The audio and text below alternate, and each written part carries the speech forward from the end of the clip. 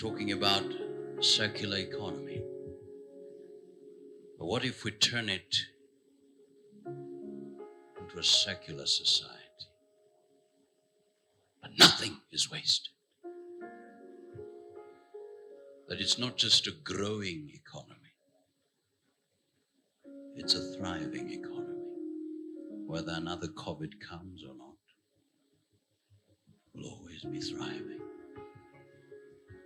Ladies and gentlemen, it's a great honor to be part of this conference 7 years later. And we're now saying 5 years to come. What can you do as an individual? What can you do? And so to really give us the opening remarks so that we are clear, ladies and gentlemen, this lady is at the front making it happen. Tafadhali, a big round of applause for the opening remarks. Big round of applause, ladies and gentlemen. Karine Bumsma, Director Sustainable Inclusive Business Kenya. Welcome. Thank you very much.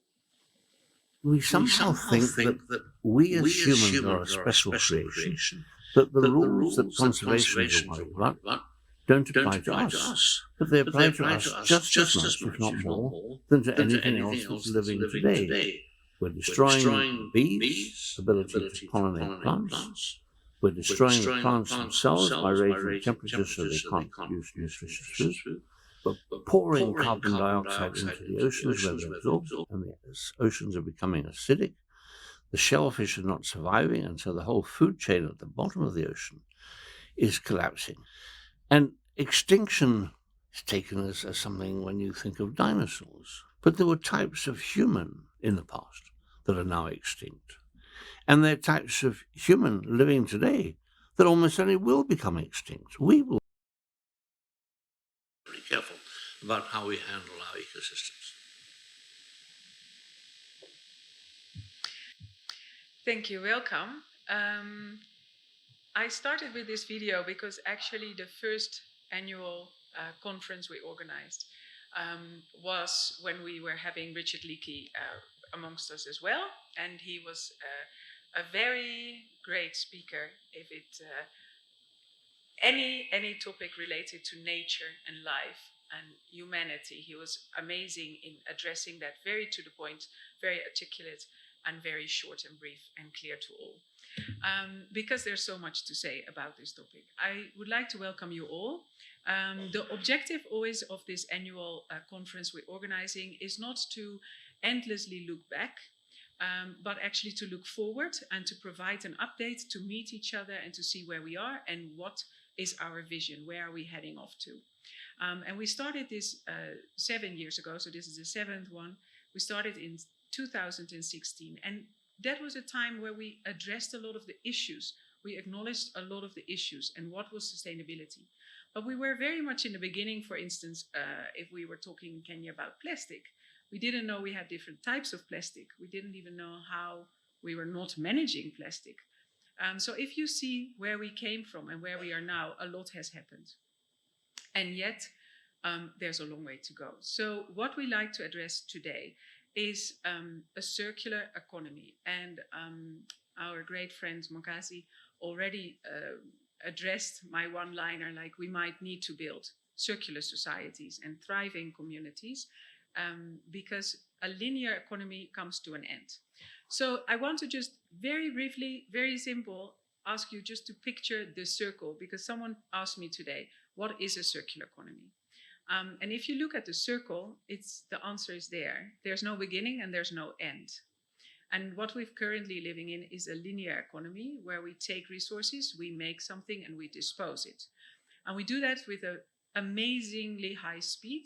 And we don't even know why we're producing some things. We don't need actually a new phone. We might need a new battery, but we can't replace it. So therefore we have a new phone. But the circle of life actually is all about the sun, the soil, the water, and the plants. And it makes us live, and with us, the rest of the biodiversity.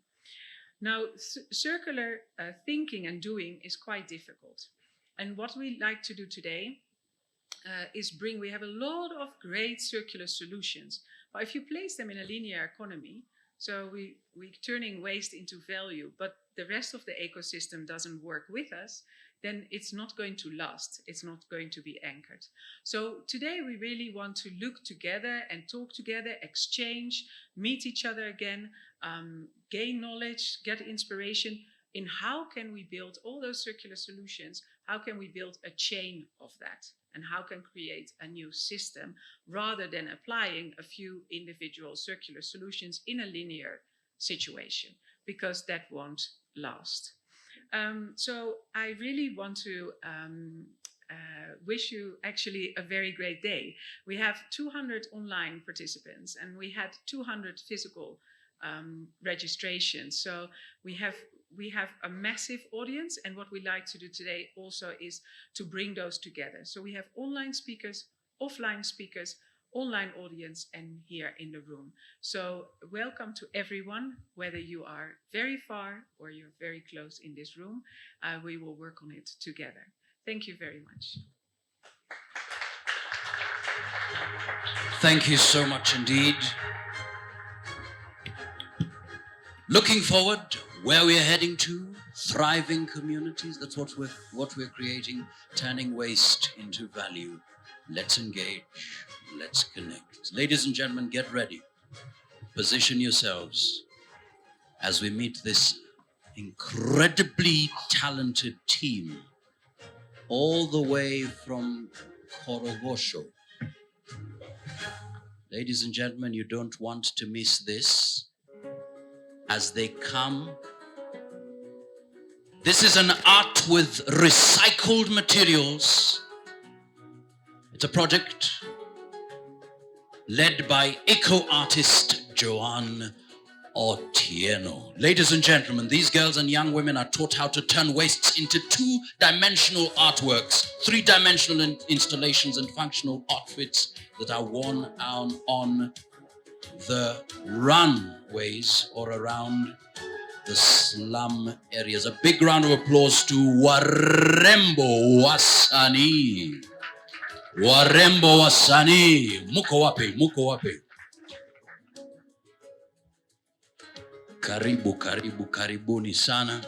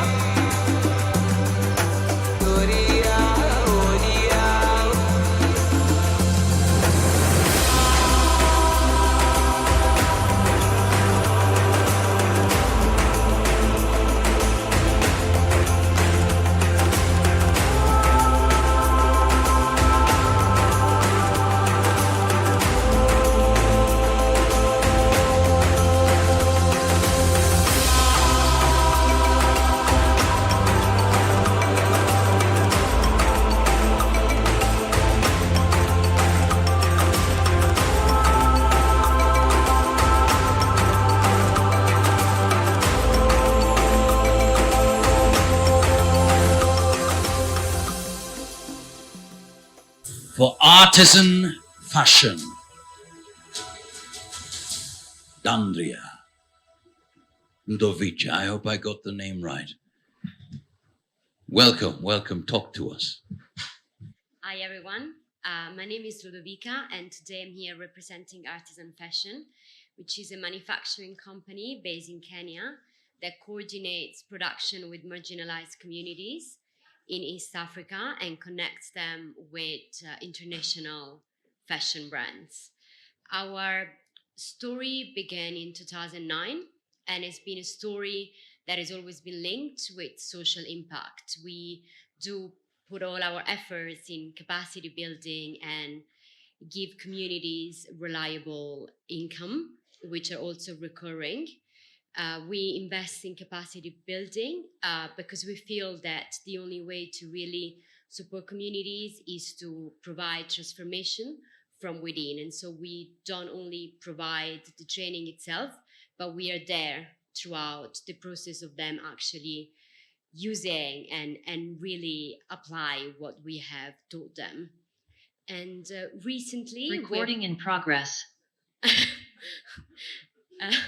Recently, we've been asking ourselves, how can we continue to do what we do, meaning creating social impact, but at the same time also reducing our environmental footprint. And so we started a new journey, a journey towards circularity, and we changed completely the way we work with our brand partners. Before we were just manufacturers. Today we are partner, meaning that we are involved from the early stage of our collaboration during the process of design and merchandising so that we can suggest and offer tailored circular solution, which could be using post-industrial waste, so basically leftover fabrics or leftover materials from previous production run, or post-consumer waste. So we've been developing entire range with carpet from mitumba or patchwork denim again from mitumba. And it's still like very early stage, but what we can say is that in the past couple of years that we're starting this shifting, we have received a lot of positive responsive from our existing clients and from our new clients that are starting to collaborate with us to join. They talked about circularity. That's it. Thank you.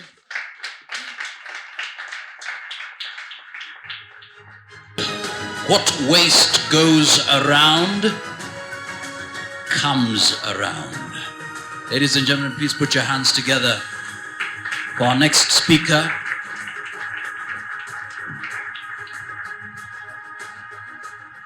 Welcome, welcome. Insectipro, Talash, welcome. So nice to see everybody here. Hi, Nelly. I see some very inspirational people in the room. My name is Talash Hybers, and I'm here representing Insectipro. I guess you can kind of hear in the name what we do. Insects.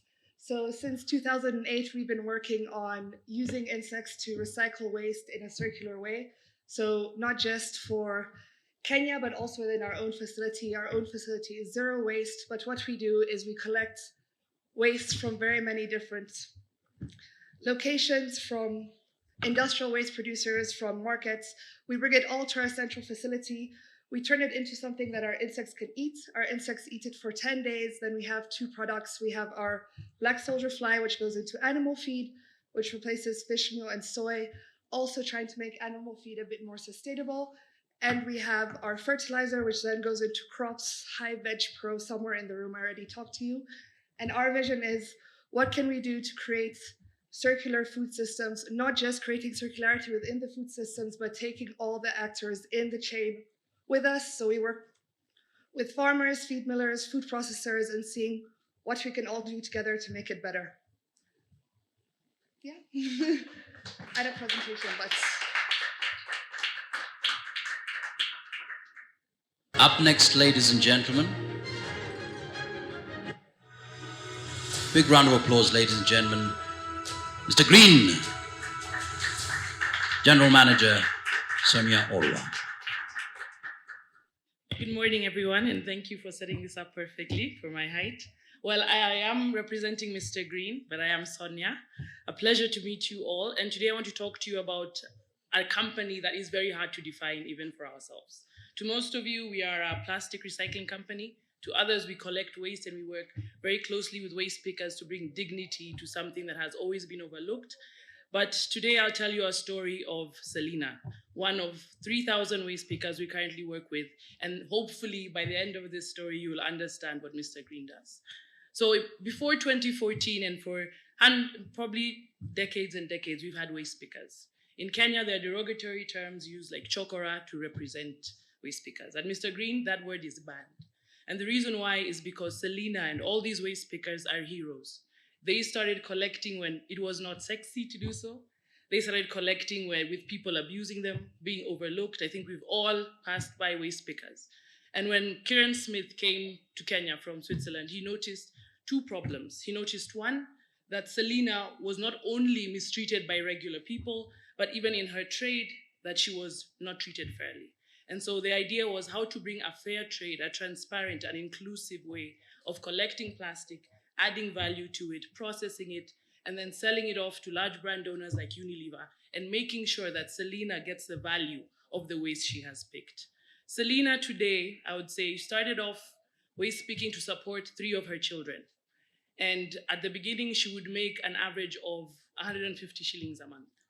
And when Mr. Green came into play, we disrupted the market, not by only changing the price and making sure that there's a fair price that is stable and doesn't change, but making sure she has somewhere to come where she can be treated and called, boss, how are you? Hero, how are you? And not only that, but if she needed an extra meal, she could, at that trading location, get sustenance to continue with her work. And so today, Selena actually works directly for Mr. Green. He's now a supervisor at Mr. Green. But there are 2,800 others that continue to work as waste pickers, but have moved up the value chain. And not only are making more than 300 shillings, but some are actually earning minimum wage. And Mr. Green's next goal is to make sure that they earn a living wage. And how are we going to do this? Once Selena brings a plastic, we immediately pay her for her money. She does not have to wait. We then take the plastics to our factory where we mechanically process this. And meaning we'll take the sunlight bottle, for example, break it down mechanically, turn it into pellets, and then you work with local converters and then sell it off to Unilever, who will then create the sunlight bottle again. And why I mentioned sunlight, because this is the first product in East and Southern Africa that is made out of 100% recycled plastic that Selena and many others collected.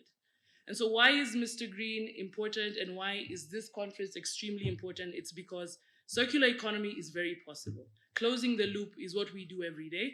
And the exciting part about this is that it takes not only more than around 400 people who get jobs from something we view as waste. I personally stand here because I earn a living from plastic that was thrown on the streets, that was found in oceans, that is all over the place. And so today, when we leave here, I hope we're coming out of this understanding that it is not rocket science. Circular economy has existed for many years. We've just finally termed it and coined it. And I think it'll be nearly impossible for any new entrepreneurs, any new innovative ideas to come into the African space without having the circular economy and closing the loop within everything that they do. And so it's not only through plastic waste, it's how you treat people, how you engage their communities, and how you also bring back the value at the end of the day back to the same communities. So I thank you all for the opportunity to tell you more about Mr. Green, and obviously, hopefully, you can visit our sites. Obviously, we're based in Kenya, also moving into Uganda and the rest of Africa in the next upcoming years. But I would just like to stress and thank Karim and everybody else for pushing the message that circular economy is very possible, doable, and more so, it's so rewarding. Thank you. So rewarding indeed.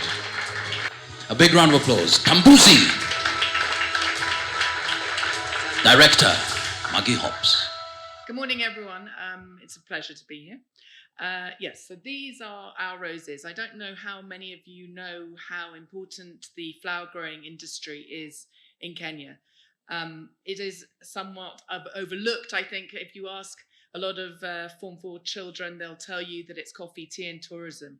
In fact, flower farming is an extremely important part of our economy. It directly employs around 150,000 people in Kenya, and obviously as an export industry is excellent for our foreign currency earnings. And so I think if you were going to invent an industry for Kenya, you might look at flower farming. It's a high density type of farming on small amounts of land. We're very thoughtful around our water use, because we have to be. It's a farming industry that actually brings a lot of benefit, but obviously it also has a large carbon impact, because the flowers have to be exported by planes. And at the moment, there are a lot of the flower farms are looking to try and put them into sea freight, and that's ongoing as an opportunity. We can go from probably around 5% of the carbon use if we put the flowers on the sea rather than in planes. But it's not actually possible for a lot of the flowers, including our flowers, which are very sensitive and beautiful. They're selected for their beauty, not for their transportability. So we have been farming flowers in Nanyuki for around 25 years, my husband and I. Tambuzi means Tim and Maggie's goat. It was our wealth and it is our home. But it means something else to us in terms of what we want to leave the farm looking like in the future. And so around 3 or 4 years ago, I was excited by some things that were happening in the UK, something around Extinction Rebellion. I don't know if any of you are aware of that, which was around peaceful protests, us all trying to take combined action to say we need to start acting on things. And a very, very good friend of mine said to me, Maggie, you can't be involved in Extinction Rebellion. And I said, well, why not? And they said, well, flower farming is basically carbon criminality. You are a climate criminal if you're a rose farmer. So then I took this challenge and I said, I actually don't believe that to be true.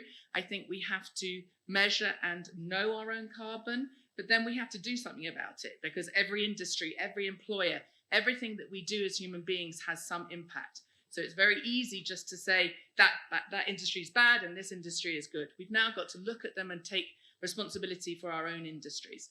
So at that point, Tambuzi, we found a UN program, which is called Climate Neutral Now. We're not actually without carbon. We have to offset quite a lot of our carbon, because at the moment it's impossible to do that. But we were excited to be able to join this program. And since that time, we were the first ever flower farm in the world. We were the first business in Kenya to do it. We now have 22 companies that have come alongside, 8 flower farms, and quite a lot of members of CAM, I think, as well. So the idea is that you then acknowledge who you are, you measure it, you try to reduce it, and then you contribute towards the stuff that you can't actually offset. I think we had a really exciting statement from our new president a couple of weeks ago.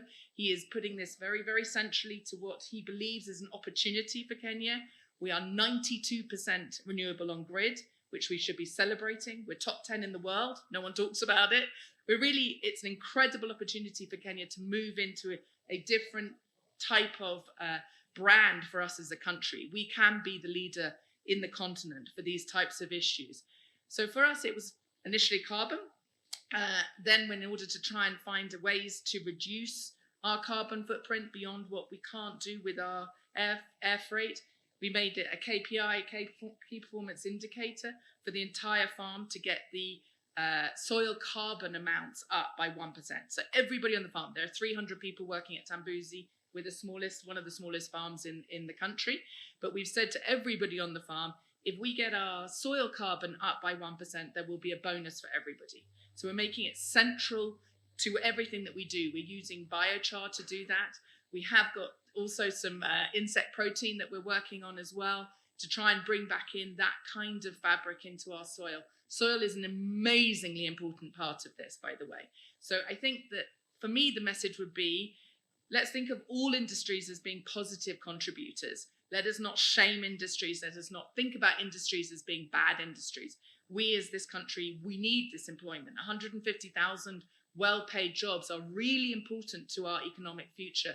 But let's take them with responsibility. Let's know what our impact is, and let's look at ways that we can reduce it and make things circular.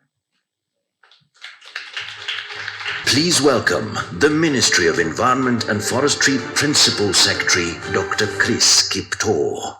And to represent him, ladies and gentlemen, a big round of applause to Dr. Ayub Macharia, Director, Environmental Education and Awareness at the Ministry of Environment and Forestry. Welcome. All protocols observed. Good morning. I'm excited to be here. As you heard, my name is Ayub Macharia from Ministry of Environment and Forestry, representing PS Dr. Chris Kiptor. He could not be with us because, like you have heard from His Excellency the President, there is a lot that is happening on the environment space, and due to exigencies of what is happening, he could not join us. But I'm up to the task because I'm his advisor on circular economy and waste management matters, as well as my docket of environmental education and awareness.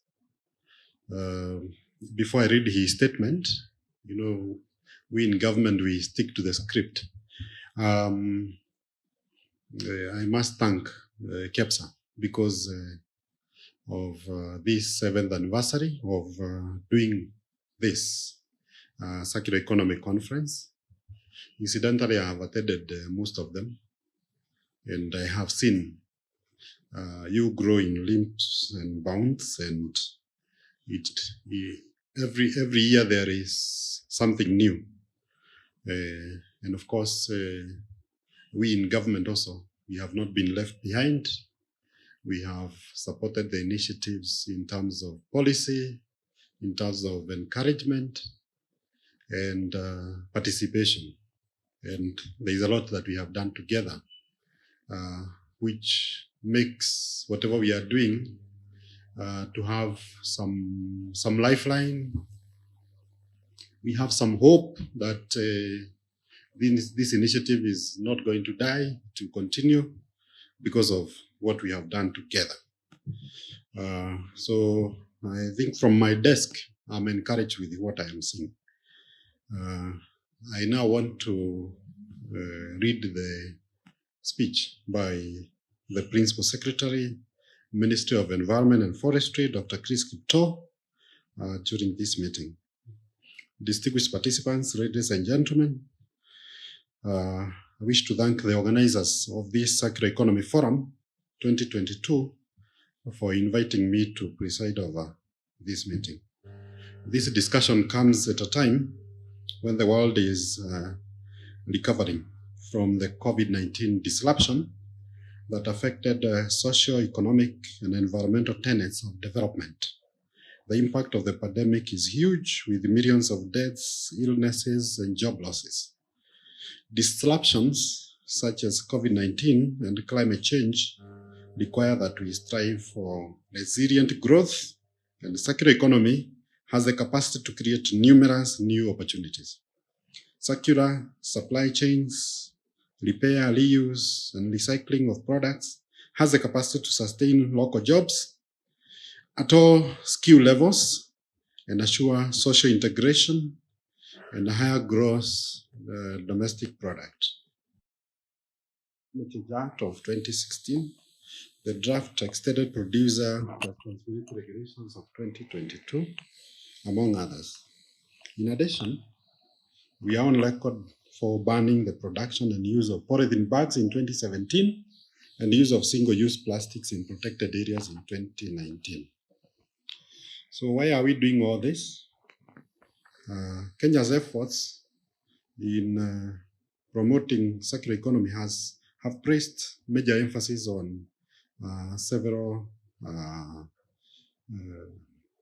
areas of motivation, including encouraging circular business models and production processes, reverse logistics, and feedback loops, which integrate reuse, refurbishing, and remanufacture of products. Number 2, promotion of alternatives to primary raw materials and use of recycled materials. Number 3, promote design for products that last longer and are easier to repair and recycle. Number 4, support for local circular economy, such as industrial symbiosis, where waste from one company becomes raw material for another. Number 5, support use of non-hazardous substances and removal of contaminants from products. Number 6, promote economic instruments and tools that support sustainable consumption. Number 7, promote training, education for green skills. And number 8, promote green procurement. So that is what motivates us. Kenya has already started implementing these policy and legislative documents. And we appreciate that the private sector, together with the public, have positively welcomed the transition. Currently, we are collaborating with the WWF and UNEP to develop a dummy sustainable waste management bill for counties to hasten the transition to circular economy at the grassroots level. Public consultation meetings on this dummy bill will be done early next year. In addition, the ministry has partnered with the Danish government to develop extended producer regulation guidelines for the 5 categories of producer responsibility organizations established by the draft EPR regulations of 2022. These guidelines will help the private sector players to establish EPR schemes for their products and packaging.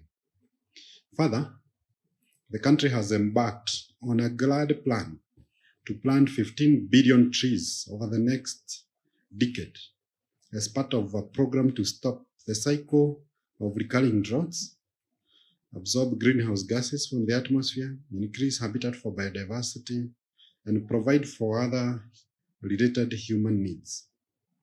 The community-based approach in the ongoing tree growing assures sustainability of this initiative and also has a strong component of public awareness on circular economy within the forestry sector.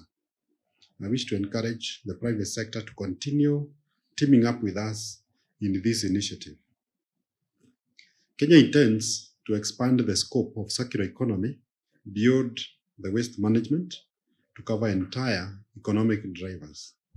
We urge the private sector to prioritize enhanced action on circular economy to enable existing materials to be used severally to deliver high-value goods and services.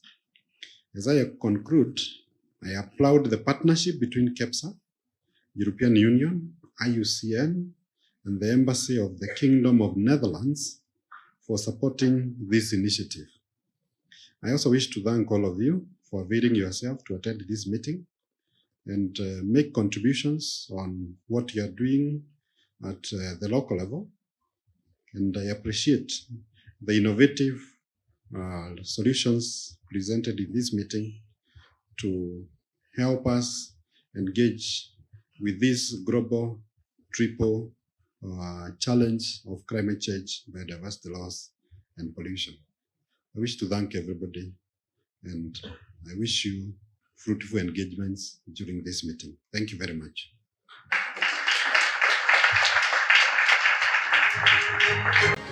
Ladies and gentlemen, up next.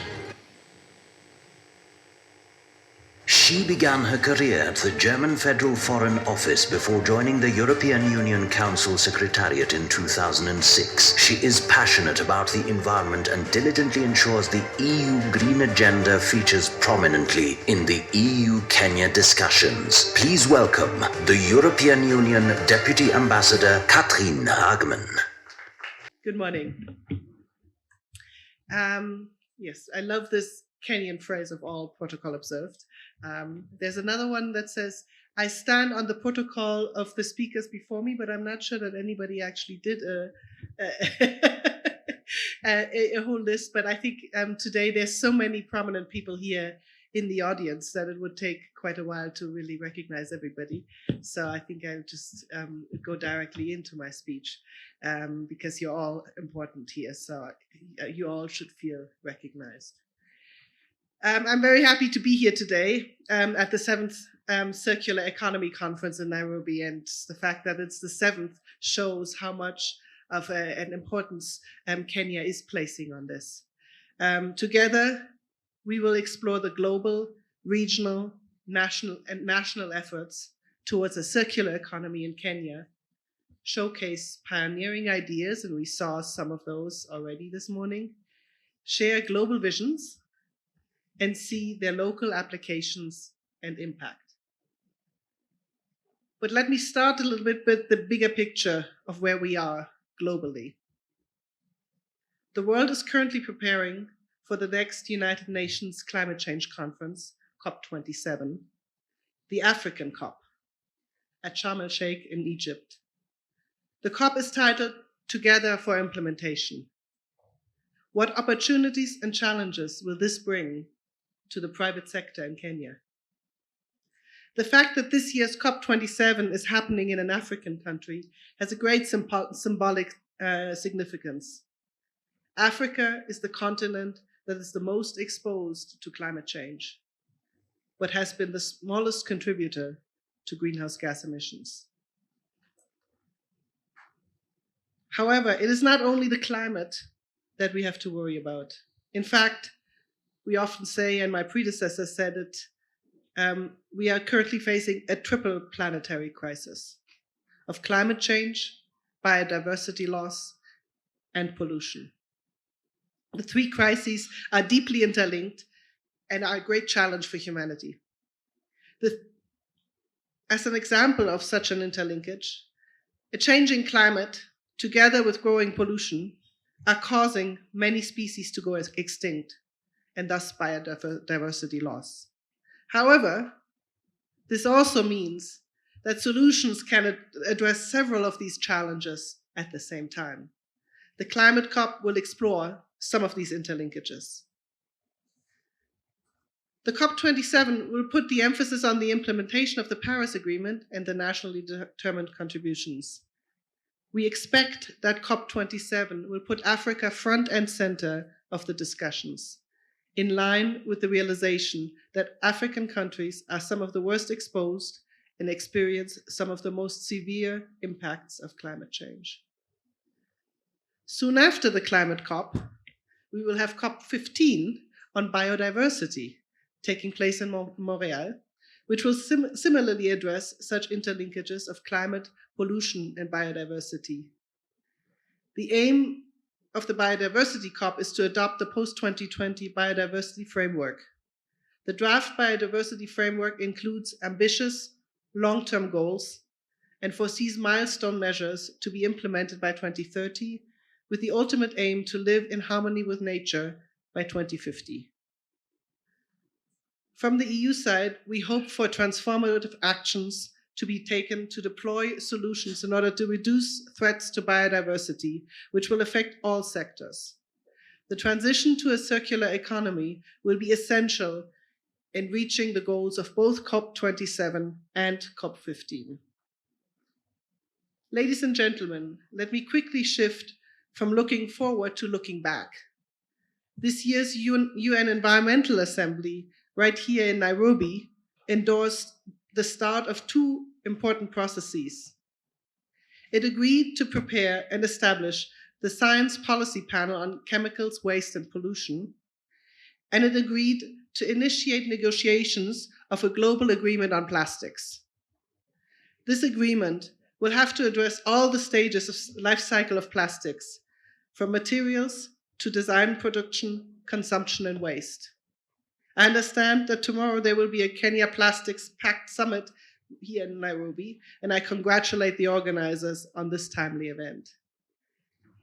Especially relevant for this Circular Economy Conference is the work of the UN 10-year framework of programs on sustainable consumption and production. This framework is developing a global framework for action leading up to 2030. This new framework will reflect the importance of multi-stakeholder dialogues, on sustainable consumption and production and resource efficiency. On the EU side, we take this triple challenge to the planet extremely seriously. This is why the European Union has put so much emphasis on what we call the Green Deal. On the climate change front, we have pledged to reach zero net emissions by 2050, with a 55% reduction already by 2030. The European Union's Green Deal is the EU's growth strategy to transition the EU economy to a sustainable economic model. Presented in December 2019, the Green Deal promotes a sustainable and circular economy in all of society. It covers many sectors and is to be implemented not only by governments, but by businesses and finance institutions, research and university, and civic actors. Striving towards climate action, it involves the headings of clean energy, sustainable industry, buildings and renovations, sustainable mobility, the elimination of pollution, as well as agriculture and biodiversity. To raise ambitions, we need to transform all parts of our societies and build a modern development model. This is the challenge that our political masters have given us internally, but it is also a task that we have set ourselves in relations to the rest of the world, in our negotiations at international conferences, just as much as in our bilateral engagements, just like here in Kenya. What then does that mean for you, the Kenyan business community? And what does it mean for European investors? Kenya's private sector is increasingly aware that the new business opportunities emanate of all of the new business opportunities that are emanating from the green transition. As an example, the implementation of Kenya's waste management will offer endless economic opportunities of repair, repurpose, recycle. For investment purposes, in the EU, investors are increasingly looking and asking for enhanced clarity on what economic activities they can unambiguously consider environmentally sustainable. The European Investment Bank, for example, has become a green bank and now only engages in products that are green. I therefore am convinced that this Circular Economy Conference comes at a very good time, and I hope that it will lead to fruitful discussions and business opportunities. I wish to thank the organizers that have made this important conference possible. And I want to thank everybody who's come here either in person or is there online. And I very much wish you a productive time. Asante sana. And up next, ladies and gentlemen, a big round of applause, please. New generation from local to global, Giuliani. Welcome, sir. Ni aje? Mko poa eh? Mimi naitwa Giuliani, I'm a hip hop artist, and I've been doing this stuff for a while now. Every year, Karin, you guys invite me to talk.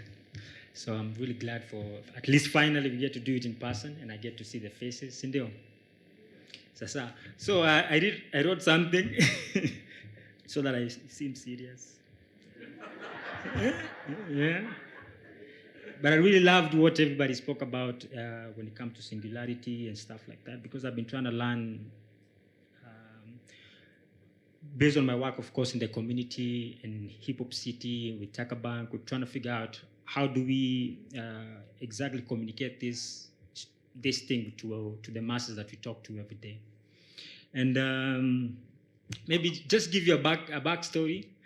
So I got introduced to the whole climate change thing some time back, and I always felt like I needed to do something. So I took it upon myself to take personal responsibility and do something around it. So one of the things that I committed to myself is that the older I get, the less waste I use.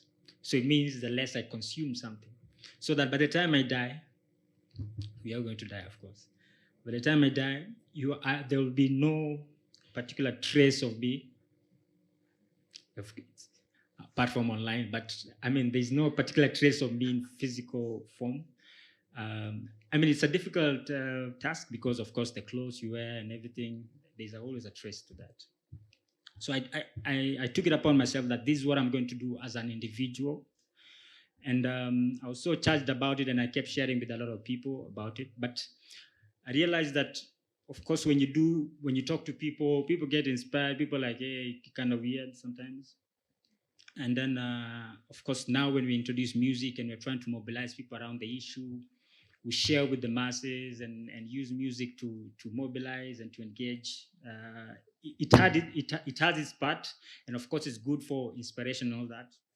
But when we started something called Takabank initially, I had a community project in my where I grew up at the dam site, Dandora. So we started something called Takabank, and the whole idea was, and I put this in a pitch deck when we're trying to raise support and all that. And then this is the line I use there. This is like our tagline. Sam, and waste to be the next gold, rare and valuable. Okay. So when we did this, and of course, for me, I was so excited that finally I came up with a line that made sense. But we were not communicating to the masses, the people we talked to. The reason why is because we were just talking about what we're going to do and talking about ourselves, and not talking about how our efforts will eventually contribute to every other person that we're talking to. So I went and looked at some numbers, and we've been trying to work with Mr. Green. We sold some trash to you guys when we were doing a pilot with communities. So Takabank, basically what we're trying to do is that we were trying to collect from source, from the household. So most of the trash that everybody the recyclers get are things that have been scavenged from the dump site or from the landfills. So eventually you still have to clean it, you still have to do all these things with. So recycling becomes a little bit more expensive, more cumbersome and all that, yeah? So we thought, let's focus on the household and let's go and to the source. So with the Takabank, we harness our efforts to talk to the households for each and every individual to give us the trash. So the pilot that we did in Dandora, and basically what happens is that you just bring your trash, convert it into points, and use the points to buy things on our website or at the center. So we got women and all that buying stuff. We also we collected some from in Kilimani and all this place in the pilot stage. I'm an artist, so every time I say something, I have to hear some noise somewhere. You know? So when people are quiet, I'm like, hey, isn't it Ghani, you know? So bear with me, I'm getting... So, no, so, yeah, so we started doing collection in Kilimani, and after we did the pilot, we realized that actually, hey, this is something that can work, and actually we can usually close the loop. Because even the people we were talking to, when we were working with Kenya Association of Manufacturers, we realized that actually the biggest hurdle that the recyclers had was the trash is not clean. And also there's not enough volume. So it doesn't come in a certain volume. And also it costs a lot transport-wise na kila kitu. So wacha nimalize. So our agenda was Hip Hop City and Takabank is that we're trying to we did 100 kgs a day in our pilot. So now we're trying to get at 10 tons a day, if possible. And we're hopefully going to employ 10,000 young people. And the only way we're going to do all this, in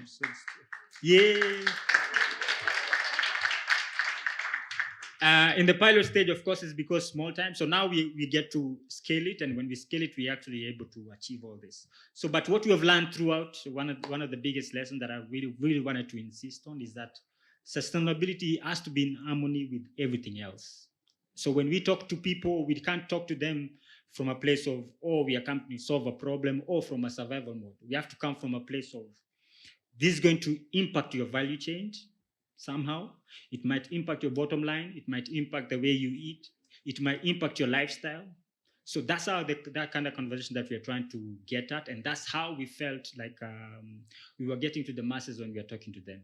So sustainability has to be in harmony with everybody's aspiration, dreams, and everything else. Iko sawa? Nimemaliza point.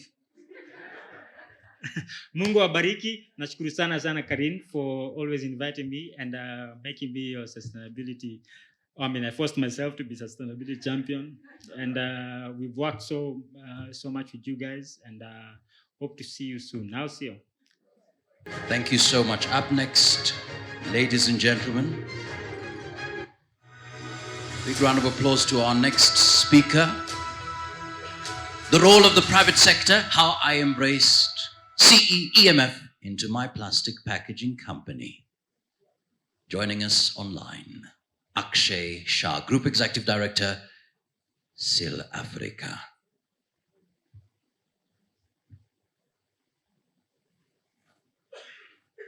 Maybe someone could just confirm that you can hear me. We can hear you clearly. Go ahead. Thank you. Thank you so much. I really wish I could be there, but I couldn't avoid it. So I'm in the UK and dialing in from there. So a little bit about me. I'm the Group Executive Director at SIL Africa. This is a plastics packaging business that's been around in East Africa for over 60 years. And we manufacture packaging for food, beverage, chemicals, and agricultural companies. I'm also the board chair at KEPRO. This is the Kenya Producer Responsibility Organization. I'm also on the steering committee of the Kenya Plastics Pact. And I'm also in the committee of the Kenya Association of Manufacturers Environment and Sustainability Committee. I've been in the plastics packaging business for about 30 years. And I was asked to, I guess, talk a little bit about why the Ellen MacArthur Foundation and why circular economy. So just a few remarks. Ellen MacArthur Foundation is one among a few global organizations that is bringing together stakeholders in the circular economy value chain. I think the Alliance to End Plastic Waste is another one. And I guess the purpose of becoming a global signatory to the Ellen MacArthur Foundation, which is what we did at SIL Africa a few years ago, one of the first plastic packaging companies in Africa to actually do that, is to make a public commitment towards circular economy. And then also to learn from each other, because there's many companies around the world in the plastics packaging sector who are moving towards circularity, who are redesigning their value chain, their material, their product, their packaging. And we don't have to reinvent the wheel every time.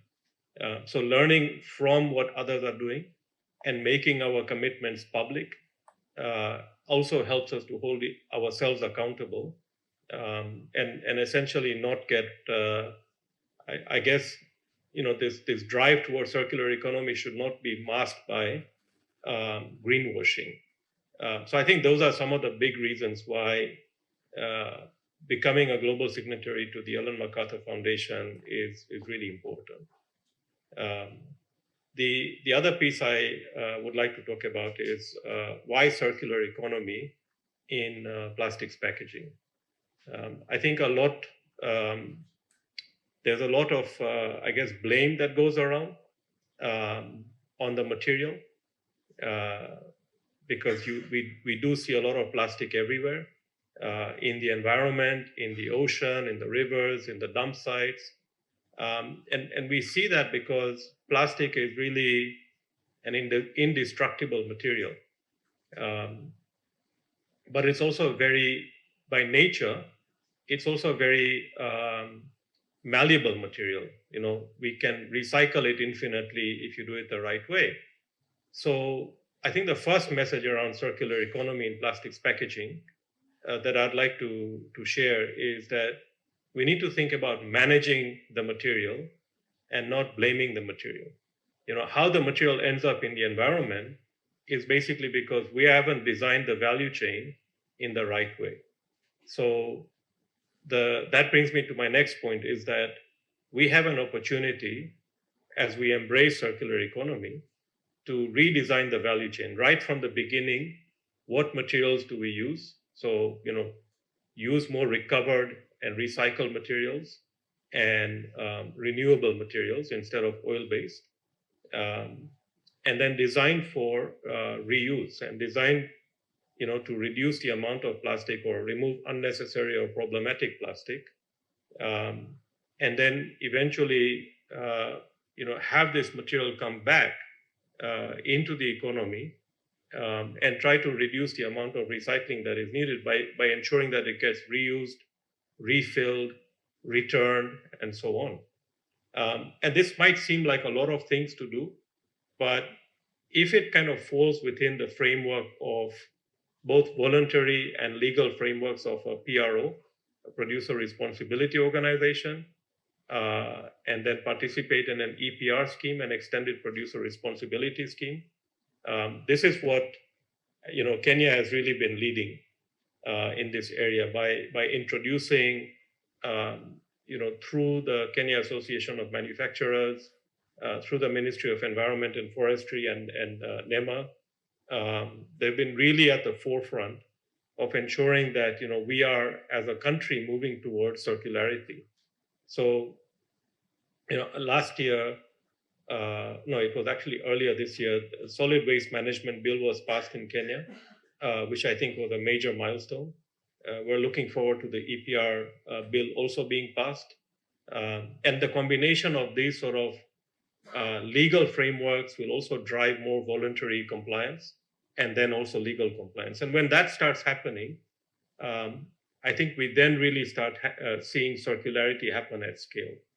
And it's not going to be possible to do it individually. Like South Africa by itself or Kenya Plastic Pact by itself cannot just move an entire nation towards circularity. So I think the key lessons, I'm going to end with 3 key lessons here. One is we have to move towards circularity at scale. It's great to see some examples of where waste, for example, can be converted to value in small ways. And I think those are great ways to inspire people to think bigger. But there's so much of waste that is generated that is coming out of a linear economy. We need to be able to take the same amount of waste and move it back into a circular economy at scale. And so that's I think the one big thing. Together at scale is really going to be important. The second big lesson is doing good is good for business. And I think this is something, it's like I would say a big reality check, that no matter how much something is good for the environment, if it isn't good for business, businesses are going to either not move towards it until they are forced through legal frameworks. And even then, there will be a lot of resistance. So for those who don't believe me, believe me when I tell you, doing good is actually good for business.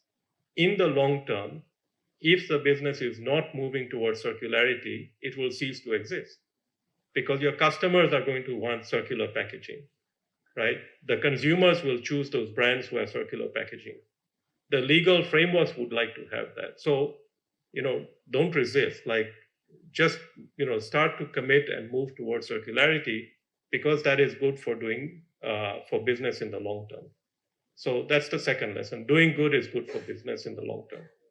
And I think the last point I'd like to end with is that since the Industrial Revolution, I think the single biggest economic opportunity for the built environment is this transition to circular economy. We've built this entire global economy around just one line, right? Moving from, taking resources, making it into something, and then using it. And that's like one part of the economy. And now we're talking about scaling that entire amount of built stuff, whether it is packaging, garments, construction, machinery, whatever it is, and moving that whole thing back. So we're literally doubling the size of the economy by creating a new way to create economic value to that linear part.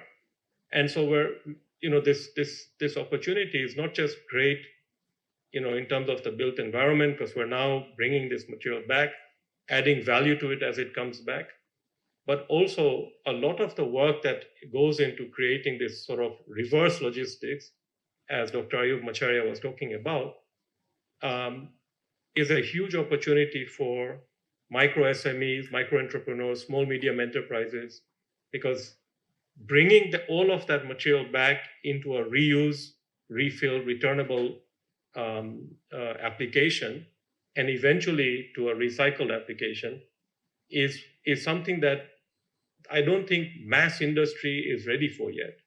So there's an opportunity for smaller companies to really lead in this particular area, and eventually they can grow into the bigger companies that can operate at scale. So overall, I'd say as a plastics packaging company that's been in business for over 60 years, I think for us to continue to remain relevant, embracing circular economy, and doing it through the right partnerships is the way to go forward. Thank you, everyone. Thank you so much indeed. Thank you so much. We appreciate your remarks there, moving towards circularity at scale, and doing good is good for business. Thank you so much. Another beautiful round of applause, Mr. Shah. Thank you so much for joining us. We appreciate your remarks. And ladies and gentlemen, as we move on, one warning: if your business is not going to move towards circularity, it will not exist in the future. Joining us still online, please put your hands together for our next speaker. A big round of applause, ladies and gentlemen, for Olivier van der Nende, founder, can see you, Ender. Wow, close the gap. Welcome, welcome. Good morning, all of you. Hello from Brussels today. I'm here in the capital of Europe, and so very happy to have joined the previous speakers. So thank you so much for having me. I am born and raised Belgium, but I live in Kenya, in Mombasa now since almost 4 years, where I founded together with my wife and my brother and his wife, and with a fantastic Kenyan team, a hub called Close the Gap Hub. So we operate both two businesses basically that are interconnected.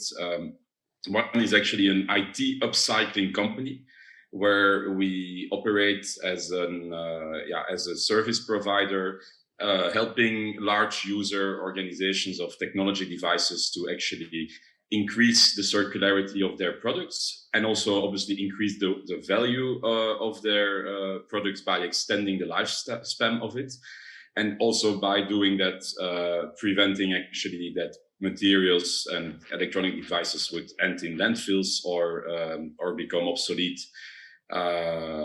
too quickly, without having, I would say, a circular e-waste solution behind it. And we do that with our Kenyan partners, including with WeCenter, who's also present today and is since day one of our venture a very proud partner of us, and likewise. So the second business is that we, and that's I think the topic for me today in my couple of minutes, is that we also founded a hub in the city of Mombasa, in Ratna Square, quite in town, where we kind of renovated an old shopping mall into a modern co-working space with both training facilities, office space for startups, and also a maker space, a Fab Lab, as we also call it. And that's actually a kind of a collective where all young aspiring entrepreneurs, in our case focused on let's say the 6 million Kenyans living in the counties of the coast between Somalia and Tanzania, with Mombasa in the middle. And we have actually in the last 2.5 years incubated more or less 100 early stage startups, with all a circular economy vision behind their solution or their minimal viable product. So the contribution I wanna make, and the message I wanna give, is also that there is an enormous potential in this grassroots development of entrepreneurship in any countries in the world, but here definitely in Kenya, where there is in certain areas like the coast of Mombasa, people don't necessarily associate it with a kind of a Silicon Savannah, as Nairobi obviously very rightfully is positioned and is also walking the talk of being a world-class innovative environment when it comes to tech and startups and innovative solutions.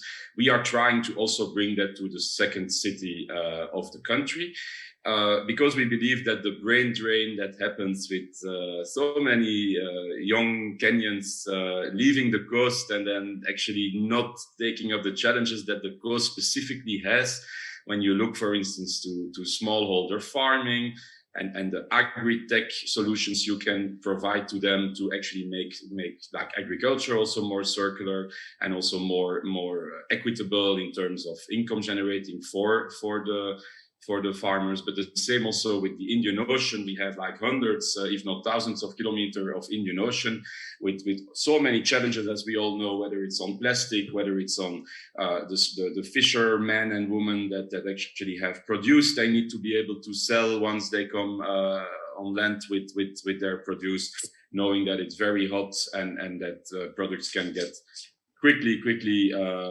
ready for, I would say, trash. So all type of startups in our ecosystem have actually found solutions or are working on solutions where technology and circular economy go hand in hand.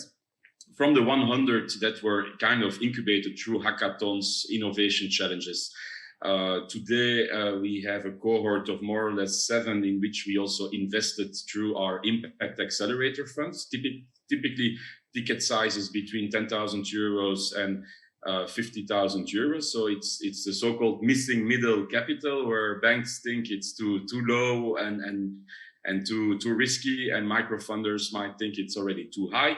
So we're very happy to assist those companies and mostly to help them spread the word.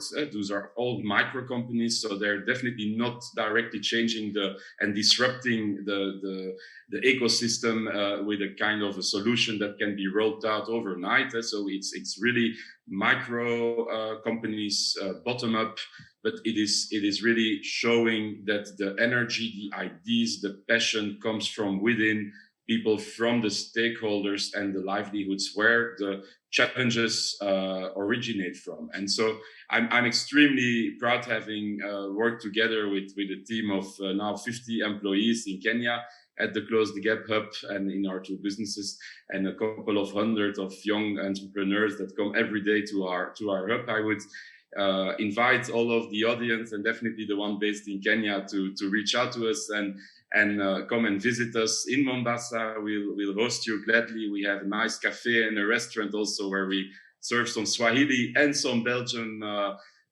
dishes that we intermix together with a wonderful Kenyan chef. But mostly the reason I'm saying this is because it's about co-creation, and with the energy and the content and the subject matter expertise here around this fantastic conference, and what I've heard in so many different speakers' elaborations, I really think that we can team up together in making our circular economy investments in Kenya even nicer, and also using it as an inspiration for the other East African community, neighboring countries, and the world at large. So big congratulations to the organizers. I look forward to another session in the afternoon, where I'm also contributing with some of you. And for now, enjoy the rest of the conference, and always, welcome in Mombasa and see you very soon in the other sessions. Asante sana. Asante sana. Thank you so much, Olivia. Glad to team up together. Asante, thank you for the work that you're doing. We celebrate you. After this first bit of the morning, very clear why we do bring everyone in the space together. So we bring in artists because we need everyone to join a circular economy. Circular solutions, they belong in a circular system, and together we create it. But we need to know which role we play. As the video showed, we need to know where we need to stand. So we can offer a tool and we can offer a great solution, but if it doesn't work for the other parties that need to join, then we might have created the wrong solution. So we're going to discuss that. What kind of policies, strategies, financial tools, green investments, how do they work? Do they work in a local context? What does the private sector need to actually move and transition and transform into a circular economy? And therefore, we have a very exciting panel where we bring, again, very many different stakeholders together. But I'm leading this with Sarah Jane. So we have purposely not only speakers in the room, but also speakers and moderators online, because we have an equally big amount of people who follow us and join us online. So Sarah can introduce herself, and she might want to highlight why she's so passionate about this session. I think it's an honor to be also in the questions to this panel, our questions, but also the ones from the floor, the ones from the ones joining online, to a group of and a panel that is representing such high responsibility in ensuring an inclusive circularity. We've seen it in Mentimeter. We've also heard it through the very inspirational speeches that we've had before. I'm going to quote here Sonia, which I really liked the mention of. It's not only about bringing back value. It's not only about waste. It's also about bringing back value to people. It's about a circularity, a circular transition that is also steering for social inclusion, gender inclusion, for bringing back dignity. So I'm really happy to be here and hearing what you have to say, and also how it's going to go further beyond this day to day. As we move, or in Kenya, we use the terminology, we transition to a circular economy. And I truly think that it's more than a transition, as we already said. It's just not like packing a few new solutions into an old reality. We're actually creating a new reality together, and therefore we need a different mindset, and we need to rethink. And you can't really solve problems we created with the same thinking we applied to how we created our problems. And that's a very old saying. It's not my own. It's from Einstein, so it goes way back in time. But there's a truth in it. It's very hard to solve a problem with the same way of thinking. If we want to solve a linear economy or linear created problems, we need to apply a circular way of thinking. And I think it's very important to listen to each other and exchange what we need to play each our role to create that new reality. So welcome everyone here. And then I'm handing over to Sarah for her first questions that are, I think, particularly directed to the private sector. And I would like to address this question to all our panelists from private sector, so Sonia, Miriam, Faith, and Maggie.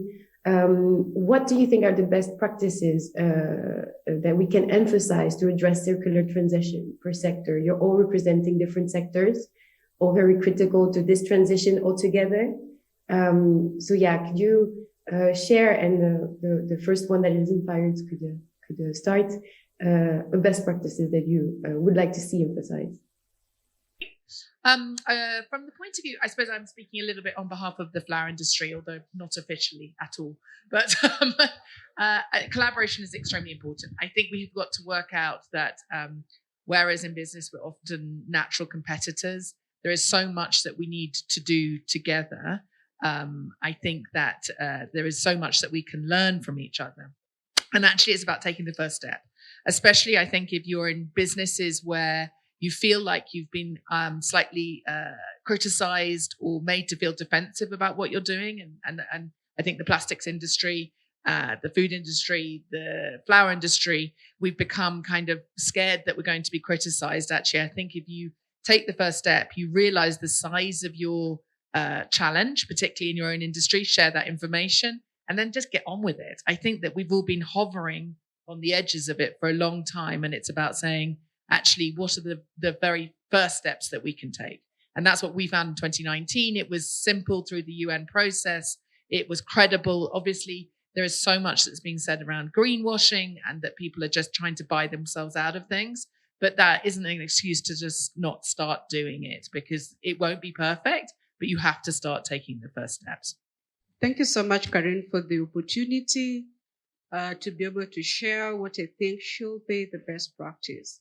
If we asked this question 2 years ago, I think from the private sector, every time we said policy, we said law, we said we needed a framework. And we started that journey, and I'd like to commend the Minister of Environment, led by Dr. Ayubu, seated here today. We have worked on the policy space. It's been a beautiful journey. And this year, 2022, marks a point where we have the Sustainable Waste Management Policy launched during UNEA. We have the Sustainable Waste Management Act 2022 signed in July by the President, and we have the EPR regulations. Clearly, the policy space is being sorted. So as we move to the action, so what I'd like to see is the action now from the private sector players themselves. The ball has been thrown to our courts. What does that mean for us? It means that it is time we do an inner reflection. It is easy to point a finger and say so and so, but it is a time for self-reflection. And what I see two things. Time for backward integration through the production systems. Mr. Seal has shared what he's doing at his organization. We still need many of the industry players to make a reflection of their production systems and start actually changing. We also need to see this conversation flow to the consumer, because the consumer is the one at the end of the loop. They also need to be part and parcel of this conversation. So we need the whole circular loop actually working if we are going to embrace circularity. And it is time we actually change for real. And as we work with government in terms of the policy framework, we are clearly identifying this journey. On the other end, with this policies framework, we do not expect a situation where it becomes a hindrance to doing business, both locally and internationally. The APR regulations are good, but you know what they say? Any person bringing goods or introducing goods into the Kenyan market must be registered in an APR. That system must be clear, so that again, we are not blocking the consumers from accessing goods and services because all of a sudden we have a new law. So we need the processes working seamlessly, and dialogue is important. I believe, like we've worked in the policy space, we'll work together in the implementation phase. Thank you. Thank you again for the question. The successful investment that I've seen, we've seen work in the plastic space. We've seen young people innovating how to reuse plastic or to recycle plastic. And I can mention the Discover brands with a 3D system of doing, of recycling the PET bottle. And I also want to applaud the same team working with St. Paul University. They have innovated the EcoBanner sanitary pad. I can't wait to use that pad anyway, because it is a pad made from banana. And it means that as a woman going forward, I will have less plastic in my body in a month. So that is very innovative of those young people. I have seen Junkie Beans is in the room. The CEO could stand up. Lucy Ngorongo, she's working very hard to implement separation at source. It is not the easiest assignment, but she's actually trying to do it. She's doing organic waste with BSF, our biggest challenge with BSF. So there's quite a lot that is coming up. We just need to put it together so that it is working as a whole. I've seen Nyayo Estate separate waste at source. They began during COVID, I was really encouraged that April. And by the time 2 years were over, they had already done like 5 tons, separating waste plastic at source. And they have not stopped. I thought they would stop because we were behind them. They have not stopped. The initiative is growing and growing.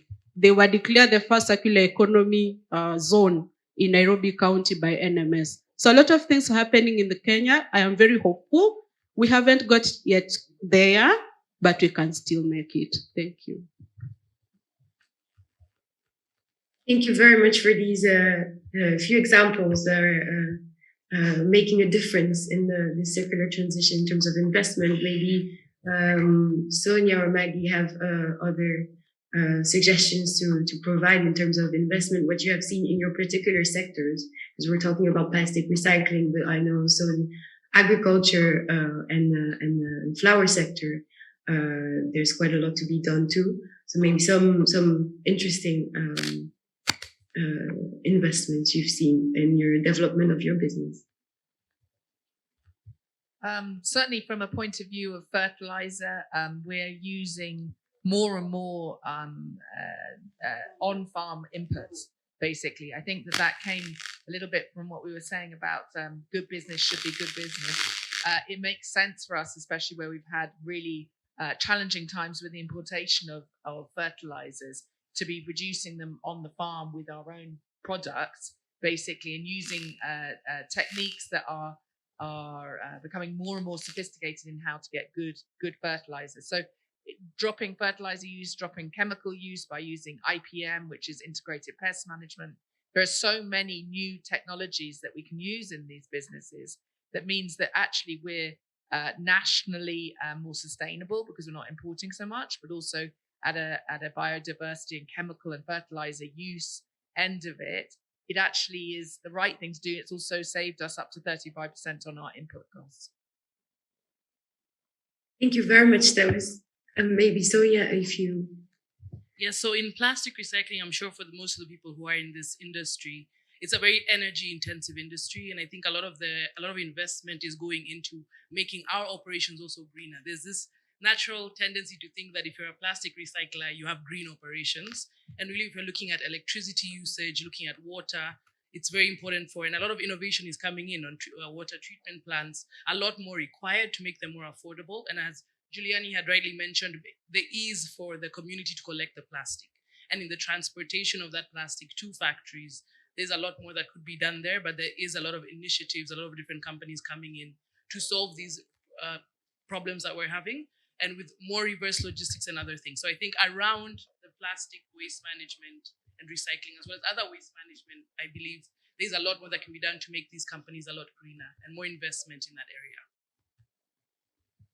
Thank you very much. That's actually a great transition to the next question. What I take away from these interventions is really some elements, some investments on actual recycling, but also not sticking to the sustainable core of the activity. As Sonia, you were saying, it's way beyond just recycling. It's also energy efficiency. It's also investing in communities. And Maggie, thank you also for mentioning these innovations on soil, on land, on farming practices, changing fertilizers, shifting away from chemicals, from polluting elements. And actually, so this is all a great transition to this upcoming questions about sandbox financing.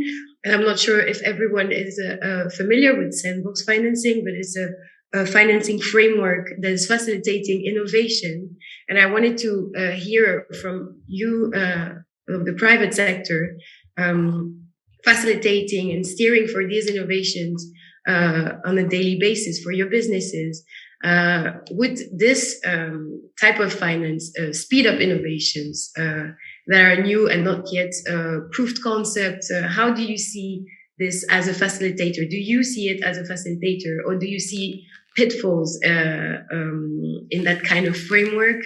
How can we make sure that this is something that is actually steering this circular and sustainable transition? And so I know it's a tricky question. Finance-related questions are a bit impressive.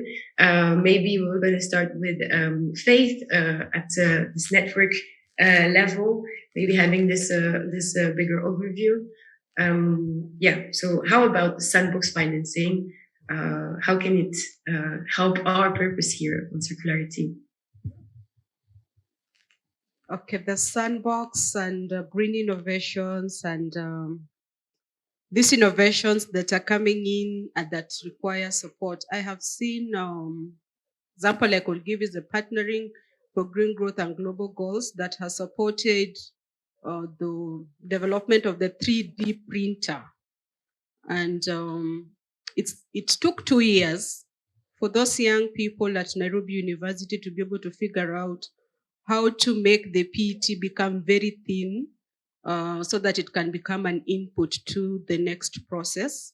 And therefore, such support for sandbox innovation is very, very key. The Kobana also needed support, and they've also been getting financial support to be able to do that.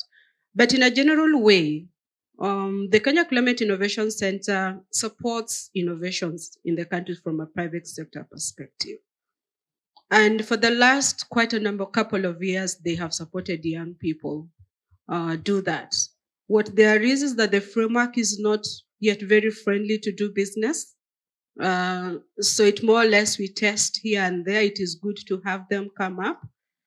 But for us to scale at speed, for us to transition, for us to see the change you are looking for, we need bigger support than just grants, donation that is not very predictable.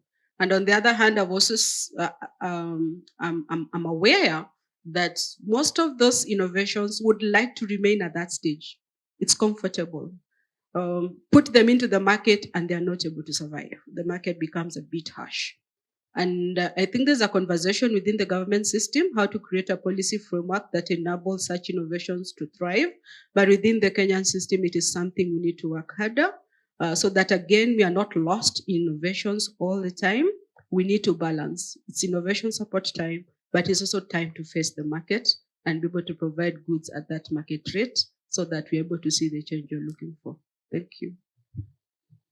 Thank you. Now I'd like to maybe engage also the public sector on this question of financing that is actually key. Maybe Dr. Macharia, you would like to say something about the innovations and the importance of this kind of framework. If you have seen them, if you're looking out and looking forward to this kind of implementation so far. I've seen also in the chat here a few questions about how to help and how to facilitate innovation for people that have no business know-how or no funding. So it's also key on inclusion elements. Thank you. From our side as the ministry, we have a legal framework to support innovations through the National Environment Trust Fund. We already have a trust fund that is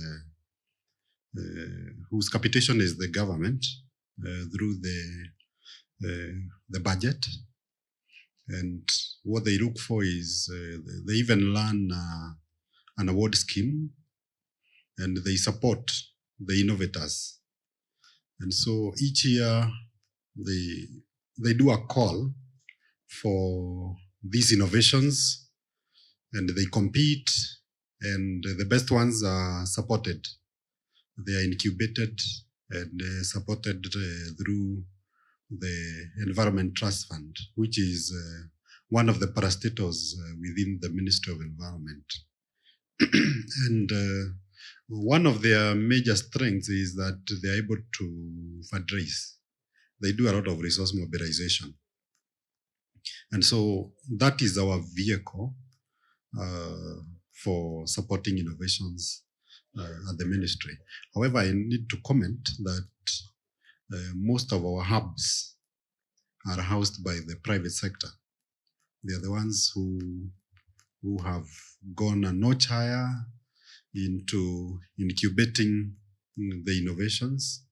We have several hubs in existence, and what I have not seen, especially from my desk, my desk, other than me myself participating, I also listen to what is being brought to the ministry, what the discussions going on from my fellow directors, and there is a gap between what is happening at the innovation centers, especially at the private sector, and getting that, whatever is happening to the government. I think there is a gap there of communicating and bringing these innovations forward so that the government can think of what kind of support policies do they need. As in government, we look around and if we find something good, then we go ahead and develop an improved policy, better laws to enhance replication or to upscale that innovation. So that gap is there and it needs to be addressed. Thank you. Maybe at European level, what do you see in this sandbox kind of framework, and also how do you see this closing gap between private sector motivation steering and the public policies? Have you seen this gap closing, and how do you see it for the future through financing, but also through partnerships actually at policy levels? Maybe Mr. Robert Backlund, if you'd like to intervene on this one. Thank you.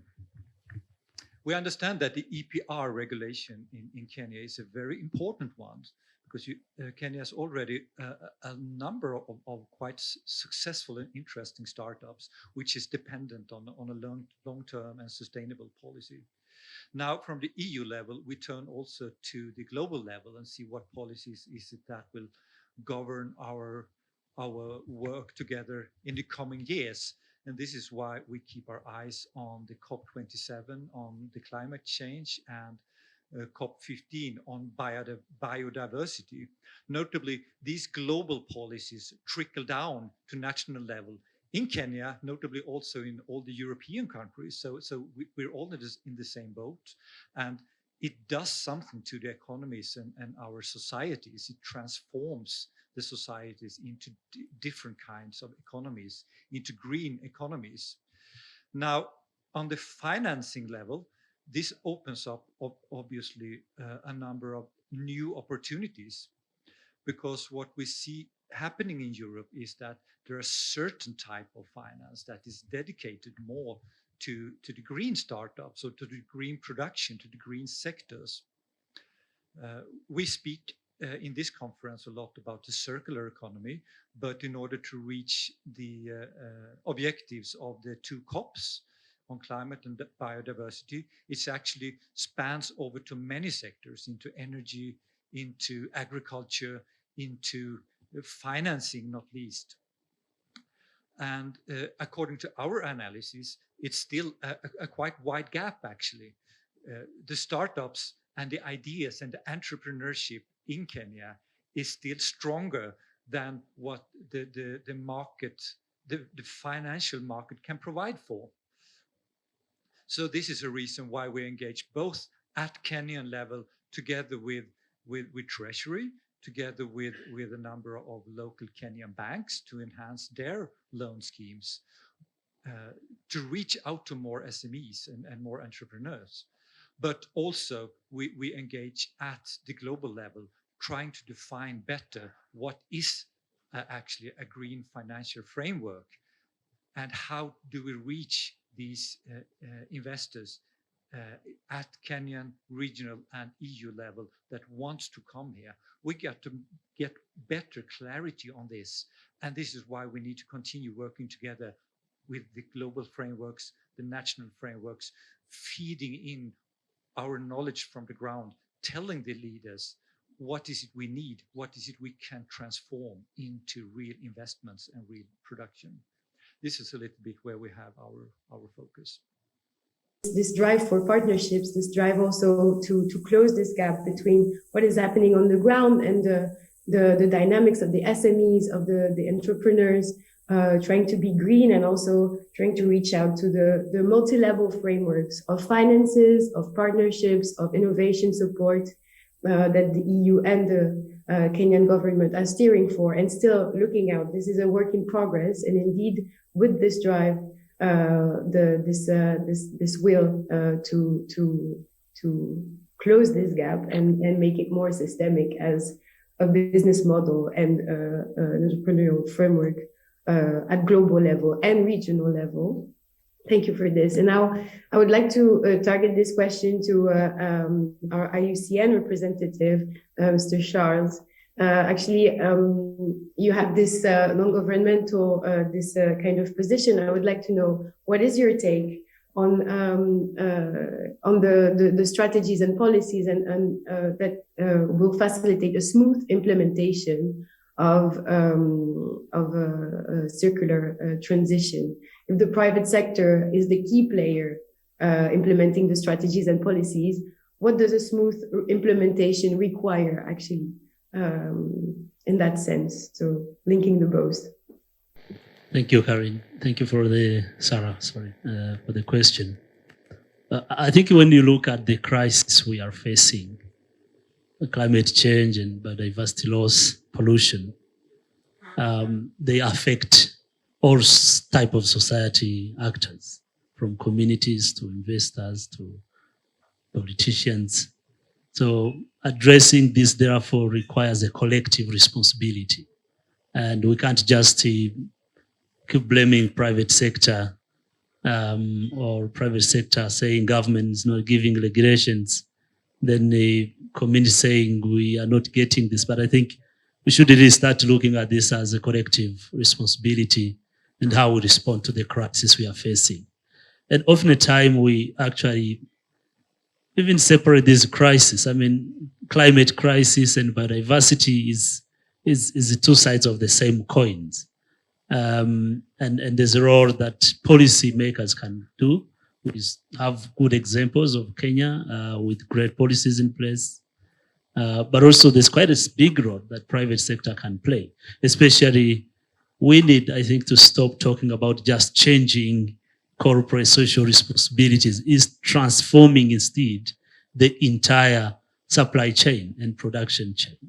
And that transformation, we see it already happening. So I think we are not talking something that is not happening. And I like the conference. I like this conference because we have people who are already making it happen. So it's not like it's not there. And I think the question is, how do we scale this up? How do we do this at a bigger scale? And there's a number of instruments that are needed. One, of course, policies are very important at national level, county level in Kenya, for example, regional level. We are also talking for a very big market on the continent, regional market frameworks. And I was very happy to see that actually the Intercontinental Free Trade Area is now operationalized.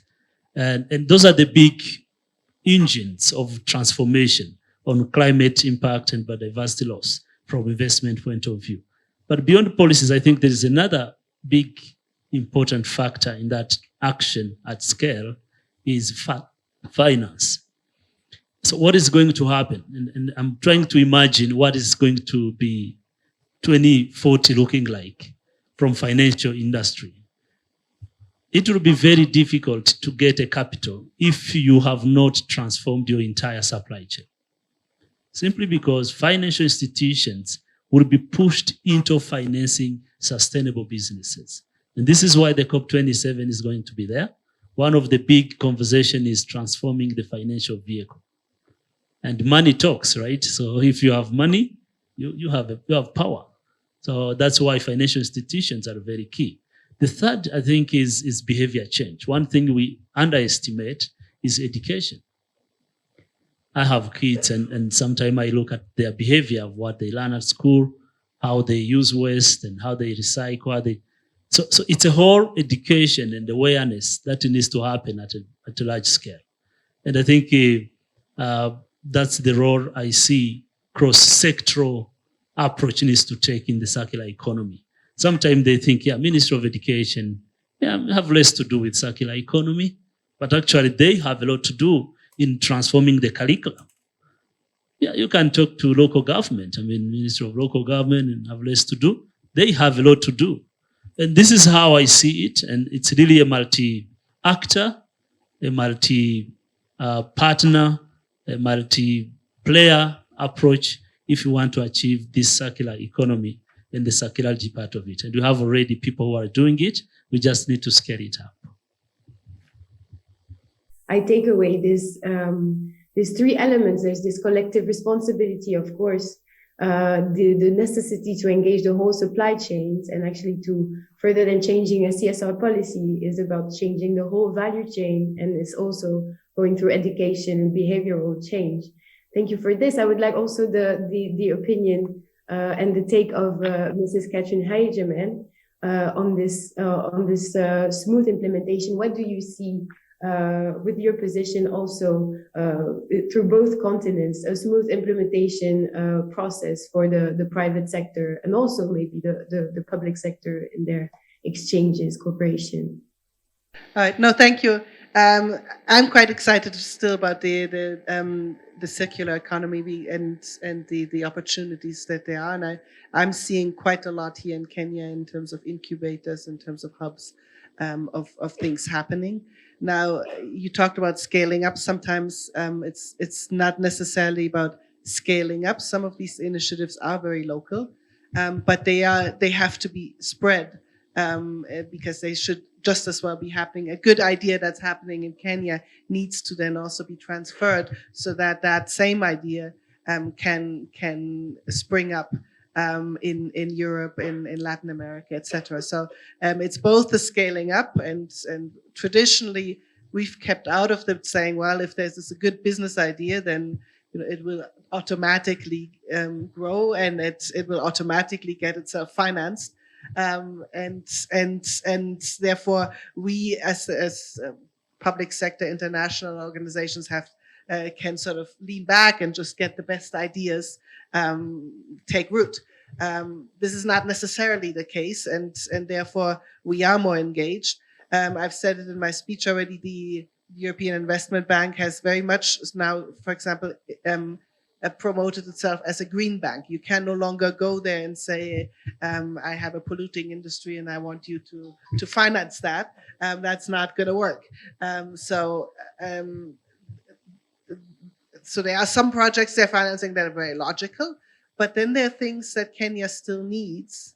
Let's say more roads to get into some of the areas that do need to be connected. So how do we as internationals or as the public sector nationally argue for something that is required, such as more energy and more roads and more infrastructure? It has to be in a green way, and that's the challenge, I think, and how we integrate that into the needs of the country, while at the same time making sure that we get greener and greener in how we do these things. And that's I think the challenges as we go forward. The fact that the private sector is so much aware is, I think, one big plus, because the private sector is also starting to push in the same direction. So that's, I think, the connection that will help us bridge that gap, so that you actually come with green ideas and green ways to implement this. So that's I think the main thing that I wanted to say. We're keen, as I said, we have very much a push from our side, from Brussels, to only look at green solutions. So if you come to us with a project, we have to argue why we still do it, even if it's not green. So there's very much a passion in Brussels to go in that direction, and that's in our external relations, that's in our negotiations, but it's also we're getting more push to, let's say, look at the building we're in, and is that actually done in a green way?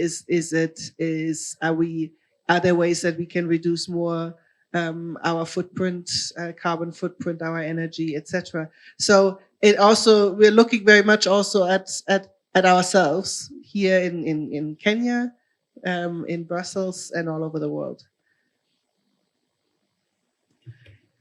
Something that is required, such as more energy and more roads and more infrastructure, it has to be in a green way, and that's the challenge, I think, and how we integrate that into the needs of the country, while at the same time making sure that we get greener and greener in how we do these things. And that's I think the challenges as we go forward. The fact that the private sector is so much aware is, I think, one big plus, because the private sector is also starting to push in the same direction. So that's, I think, the connection that will help us bridge that gap, so that you actually come with green ideas and green ways to implement this. So that's I think the main thing that I wanted to say. We're keen, as I said, we have very much a push from our side, from Brussels, to only look at green solutions. So if you come to us with a project, we have to argue why we still do it, even if it's not green. So there's very much a passion in Brussels to go in that direction, and that's in our external relations. That's in our negotiations, but it's also we're getting more push to, let's say, look at the building we're in, and is that actually done in a green way? Are there ways that we can reduce more our footprint, carbon footprint, our energy, etc.? So we're looking very much also at ourselves here in Kenya, in Brussels, and all over the world. Thank you very much for this intervention, on your indications also on smooth implementation. It's about having this virtuous cycle, right, of stimulating the drive of private sector and their awareness, and making it going forward. It's also about not only scaling up, which is quite that would be a general approach, but actually making sure that it's spread out and adequate and adapted to all the regions and all the contexts, right? And connecting areas in this green way. And we see it happening already, and we would like to see it increasingly happening. And we see that's the drive and the motivation of you all. So thank you very much for these interventions too, and these indications. It's not long ago that we actually were quite circular. So we're not so far away from that. And especially, I think, in Africa and here as well, we didn't have waste. Maasai didn't have waste up till a few years ago. I think we invented plastic 60 years ago. And I think to even go back to what Richard Leakey is referring to, if we would all consider ourselves part of the animal world again, then we realize that we only exist because nature is existing. And we only have one thing that is maybe making us different from some other animals, and that's that we can imagine, and therefore we can create. So we're the only one species that does that. We picture something, we create it, and we don't know how it's going to really benefit us, but we create it. And I think that's also we're creating a new system. It's not because a lot of people say, but you can't really change everything. But we only created it a few hundred years ago. So why would we not be able to? And secondly, we've always been part of evolution and change. So we should be adaptable in that way. And referring to the knowledge and the traditional knowledge, I think there's a lot of traditional knowledge that we shouldn't lose. It's in all the value chains, in all the industries, also in textiles. We have amazing cultural heritage. We have traditional knowledge on nature, on how to grow plants, on medication, on health. And it's really not so far away. We shouldn't forget about it, because before we know it, we can't tap into our ancestors like that. But if we can combine that, bring all the good from the past into the future and adapt it to the current situation, I think we have a lot of solutions are there. I mean, you talked about the buildings we live in. It's in everything. Why we at school not start with looking at your desk? It's made out of what? A lot of kids don't know. Kids in my country think the milk comes from the supermarket, but we are the biggest milk drinkers in the world. And it comes from a cow. So I think to go back to reflecting on what your impact is, how your value chain looks like, and the role you need to play, and where do you need to tap into the right knowledge and support. And one element is traditional knowledge. The other one is maybe sometimes low-tech innovation. It doesn't always have to be high-tech. We need to understand, why do we use what we use, and how do we do that, and for what purpose, and rethink that process. Because some things you need to scale, some things you need to spread, some things you just need to copy paste, and mostly we need to move from trends to a new normality. So anything that's a trend now, that's great, because that we created over the years. We see amazing trends also in the other sessions. You will see what kind of trends can we hold on to, and they guide the way, but they need to become the new norm, and that's what we all want to achieve. We can do one sort of wrap-up comment, and I want to ask Nelly, after that, it's there, your special stuff, so you can maybe say something about that and give that to them as well, to the speakers. Yeah, maybe just... can you give us one sort of motto that we can carry forward? Because we have here the Coalition of the Willing. We have 200 Coalition of the Willing in the online participants. So the Coalition of the Willing, what can we hold on to together, and how does the future looks like? So maybe we just do a circle, because that's our favorite shape. I think for me, what I'd say, and what we might not have touched on today, is to start when the people are young. And I think education plays a lot into how the circular economy will go in the next years and decades to come. And I'd say from the system, the educational system, we're not yet there.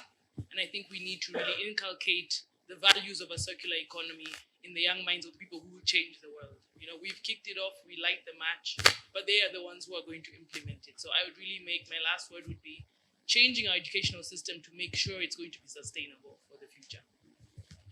Thank you. Yeah, I think my message today is circular economy does not only make business case. It's not just about business. It's all about health. It's about how we live our life every day. It's about the future generation. It's about sustainable development. Because I sometimes feel like, what will I tell my grandchildren if they can't see an elephant? Because we have finished all habitats and transformed that into agriculture. So we need to do that, and for us, but also for the future generation. I'm going to continue on that theme. I think the opportunity in the sort of intergenerational contract is really important, and from a employer's point of view, certainly in the businesses I'm involved in, we are seeing an enormous pushback from people not wanting to work in businesses that are not taking this approach. So if you want the talent, and if you want the future customers and the talent, then you better be getting this right, because young Kenyans don't want to work in businesses that don't have this kind of mentality, and that is a really existential threat to our businesses from a business point of view. I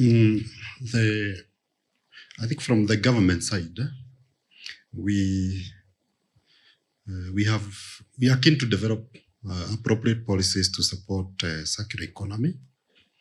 However, we have a challenge, because we want to free many things to the private sector. The worry is the private sector. Are you ready to take up quickly what we have devolved to you. For example, waste management now is devolved to the private sector.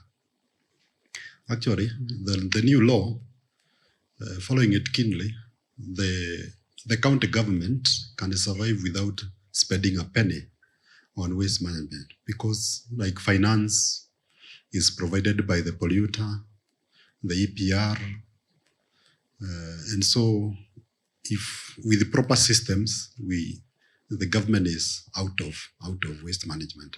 But we would like the private sector to quickly come and occupy that space. We have even provided incentives.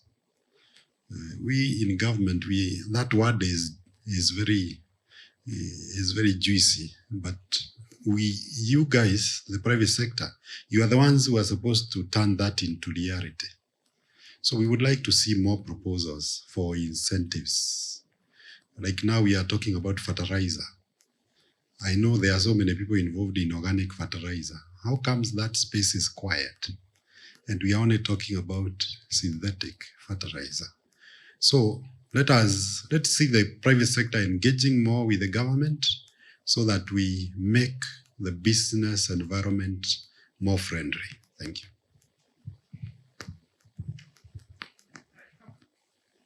From my side, I am a scientist, so I do believe in science and innovation bringing solutions. And for that to work, I think we have to talk to each other and listen to each other. I think the listen part is often forgotten in the talking. The other thing that I took away from this is coming from Karin, that often in order to find the solution, you have to shift your point of view. You have to shift where you stand and how you look at a problem. And once you do that, sometimes you find that the solution is quite obvious. So that's what I want to take away and what I want to give to the room. Thank you.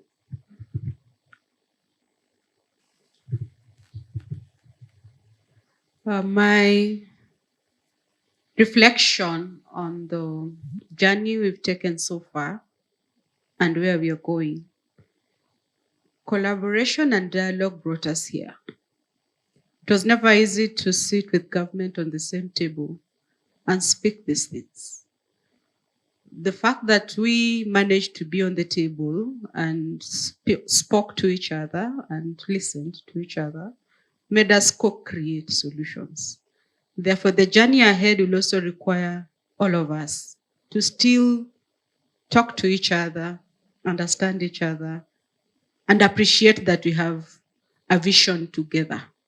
If we can't carry this vision together, then we can't get there. So this vision is for all of us, and if we work together, we'll actually get there and we'll have a better life. Thank you. Thank you. Not too long ago, I was in my hometown in Sweden, and I was buying flowers, roses to my wife. I know I should actually do it more often, but this was an organically grown rose. I assume it was imported from Kenya because basically all cut flowers are sold in Sweden. It had a premium price, yeah, but she was surely worth it. Now, in the economic partnership agreement that the EU has with the region and is renegotiating, there is a chapter on sustainable trade. So these things that we talk about today, it goes up to the highest level into the very relations between Kenya and the European Union. And so we try by all of our means to find new ways to promote this greening of trade. And this is the way that we would like to implement what we call the European Green Deal, the transition into a green economy. And by that, I just so happy for you having organized this. Thank you very much. Thank you very much, Robert. Yes, I think due to time, I just want to ask Nelly to hand over as a thank you for the speakers, something that is hers and she created as solutions for single-use plastic in Kenya. So I've met Nelly actually long time ago as a journalist with a special interest in waste, and look where you are now and what you can share with us. Hi, everyone. As you heard, my name is Nelly. That's the name that my mama gave me. But the more I grow and I identify who I am, I'm Gesare, which means Kunde. Unfortunately or fortunately, I started Green Thing to be able to break down what sustainable development goals mean to us as human beings. My background is in environmental journalism. I did YouTube talking about SDGs. In fact, Mr. Green was one of the first people that gave me a platform when I had about 100 followers. That's a hard thing, because if you're going to ask for permission to film, you better have a blue tick. But thank you for being so kind. The reason why I started Green Thing was to make sustainability relatable, not elitist as it was when I started. Africans, my mom, my grandma, my great-grandma were always practicing circularity. I mean, turning a maize cob to a scrubber. What happened to that? It's still fancy. And now it has more of a fancier language. Talking about Green Thing again, I sell eco-friendly products and toxin-free products as conversation starters to climate change and sustainability. For example, one of the items, one of my best sellers, is a bamboo toothbrush. When you use a bamboo toothbrush, what you should think every morning is, why a bamboo toothbrush, not a plastic one? First, how fast does it grow? What is the potential does it have in Kenya? It is a highly underrated resource in Kenya. So I have gifts here. You can come. These bags are made with East African grown cotton. And in this, and it's also stitched using solar energy. It's a funny story. The solar thing that I'm using used to be my husband's cold room. But I thought if I start stitching from there, then I considerably reduce my carbon footprint. In here, should I share are we allowed to share gifts? What's in here? Yeah, I think so. So this is a reusable glass bottle. Never underestimate what a reusable product can do to reduce your carbon footprint. This one you can store lotion. This one you can actually start making your own product. For example, how to make a mouthwash. Have a spoon of baking soda and water and essential oil if you want. Imagine how many plastic bottles you can save from Dandora. By the way, the waste we take there is exposing children to lung diseases. What we do affects other communities. So yay to that. This is a bamboo toothbrush and toothpaste tablets, which means no plastic and no toxins. All right, thank you for listening to me. But if you want to learn more about Green Thing and how to go eco, I'm online as Green Thing Kenya. Thank you so much for listening.